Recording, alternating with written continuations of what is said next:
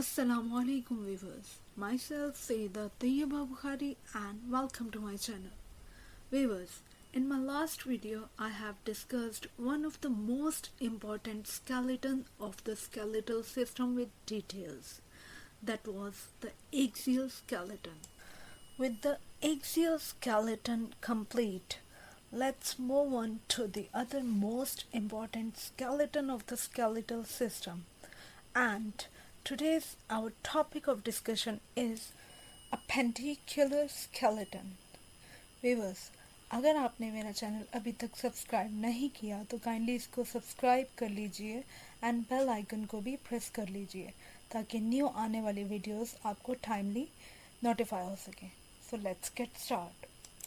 Appendicular skeleton. Well, this is mainly just our limbs. There are other components to mention as well. Let's start with the pectoral girdle. This is comprised of the clavicle or collarbone and the scapula, the shoulder blade, which together give the structure to the shoulder. Clavicle जो कि collarbone होती है and the scapula जो कि shoulder blade होती है, ये दोनों मिलकर शोल्डर को शेप अप करते हैं, एक स्ट्रक्चर बना देते हैं. Thereby attaches the upper limbs to the axial skeleton. The clavicle has the sternal end where it attaches to the manubrium and the acromial end which joins the scapula. The scapula is a thin flat bone, roughly triangular, and it has three borders: the superior, the medial or vertebral, and the lateral or axillary. So, what is scapula? It is thin flat bone, roughly triangular.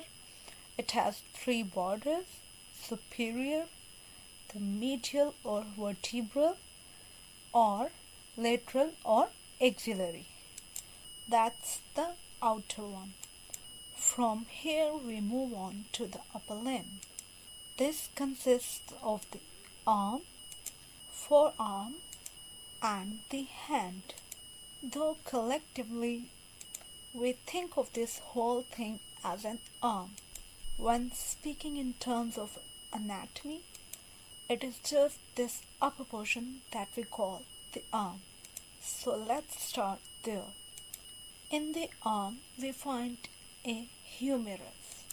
It is a long bone, a typical long bone with its greater or lesser tubercle, radial groove, medial or lateral epicondyle, radial or coronoid fossa, trochlea, and capitulum.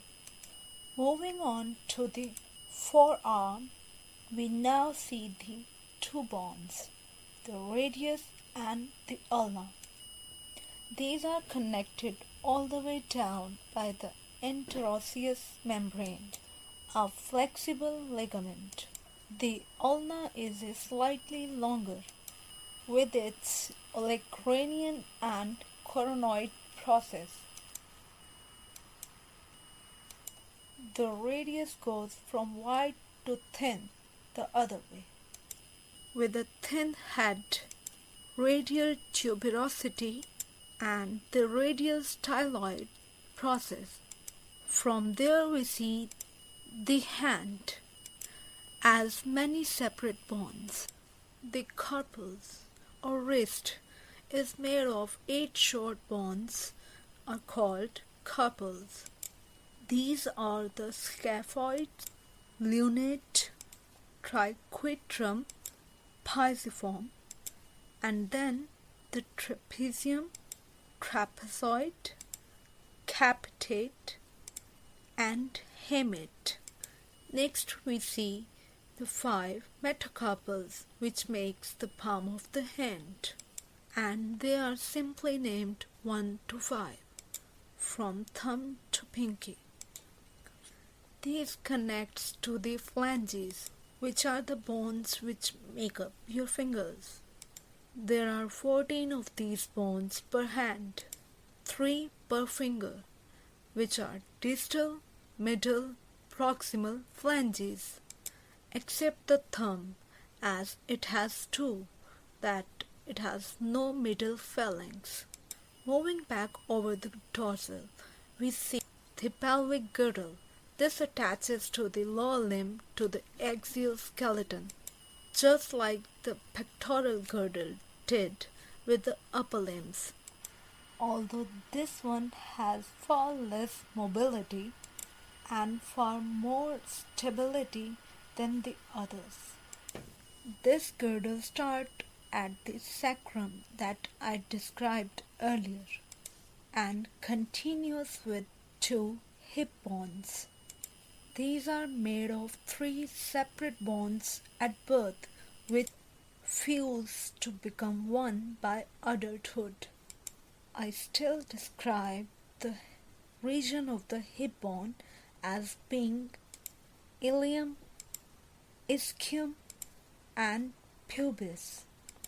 And lastly, the lower limb contains the very thick bones allowing us to run and jump effectively. The thigh is made up of a single bone just like an arm, and this one is named as the femur or femur, which is the largest bone in the body.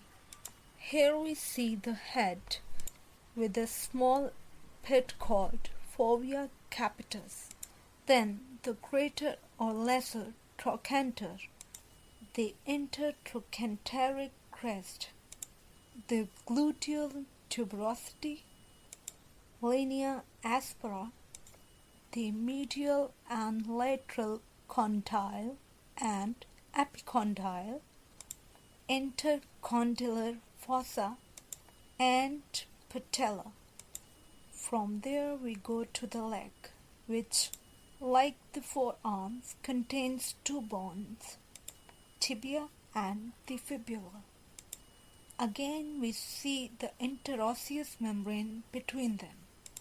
In the larger tibia we see the medial and lateral condyle, the intercondylar eminence, tibial tuberosity, anterior border, medial malleolus, and fibular notch. Fibula is much thinner with its head and lateral malleolus. Then we get to the foot, which is similar to the hand. Here we see the tarsus made of 7 bones called tarsals. The biggest 2 are talus and calcaneus, make up the ankle. Then there is the cuboid, the navicular or navicular, then the medial, intermediate and the lateral cuneiform bones. Then we see the 5 long metatarsals, again number 1 to 5. Also, like the hand, we see 14 phalanges, 3 each toe, except the big toe, also known as the hallux. These 3 distal, middle, proximal phalanges are present in each toe except the big toe, that is also called hallux. That's all from my side. Hope you like the video. Viewers, अगर आपको ये video पसंद आई हो और आपके लिए useful हो तो इस चैनल को ज़रूर सब्सक्राइब कीजिएगा एंड इस वीडियो को लाइक एंड शेयर कीजिएगा. In case of any suggestion, difficulty and questions, feel free to ask in comment section below. Allah Hafiz, stay blessed.